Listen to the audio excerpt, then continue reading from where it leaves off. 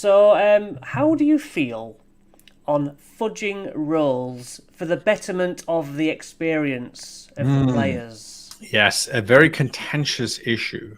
Mm. And one that I was a strong advocate for, where I said, I will not have my campaign derailed because of a ridiculous die roll. And there are people out there who cannot roll above 10. And I have had enough games where you go, you literally have handed everybody else's d20 to the player and they still cannot succeed at a roll. And you go, so there is just a statistical anomaly happening here, and I'm not going to let that get in the way of good narrative.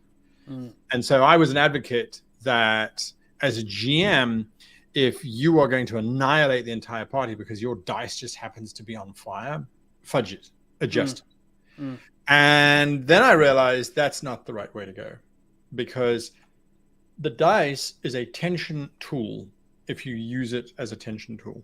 Yes, it generates random numbers and you have your modifiers, etc., etc., etc. But the joy of rolling a die is watching that thing tumble over and over and over until eventually you get that little endorphin rush as the number you need or more pops up. And to take that away is to remove a component of the game.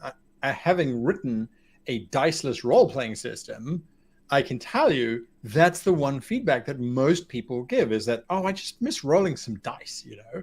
So what I do is I do not go in with predefined hit points or armor classes for my creatures. And so the players are rolling, and I will set those values as I deem the combat needs to play out. So if the players are not rolling very high that particular afternoon or whatever, the ACs of the creatures will come down. They won't fluctuate. I use whiteboard or dry erase markers to jot down my monsters, and I'll jot down their AC and their hit points. Once I've fixed it, and that's it. It's set. But going into that combat, that will be the part that is completely malleable, depending on how I feel that combat should play out. And there are times where I've gone, okay, they are not in a great shape. I'm going to give this thing half hit points. And the reason why I'm going to give it half hit points is because it was in a fight previously. And I will describe that to make it a truth, to make it feel as if there is justification for that. The creature has still decimated the party because even on 50% hit points, the party just didn't coordinate properly, or they were doing silly things, etc. So that still happens. But that's the time where I feel that fudging is appropriate, but not on the dice. So I have bought gigantic dice, my D20. These are huge, and I roll these publicly. So the players can see these numbers because it just builds tension. They're like, oh, look at that 20 he's just rolled. I'm doomed. I'm like, yes, but you don't know what his plus to damage is. And I'm only going to roll a D8 and, et cetera, et cetera. So, yeah. I've definitely started doing that since the UK Games Expo. I bought a die just like that, and there's something to the rolling publicly. Yeah, I've started to think, why do I need a screen?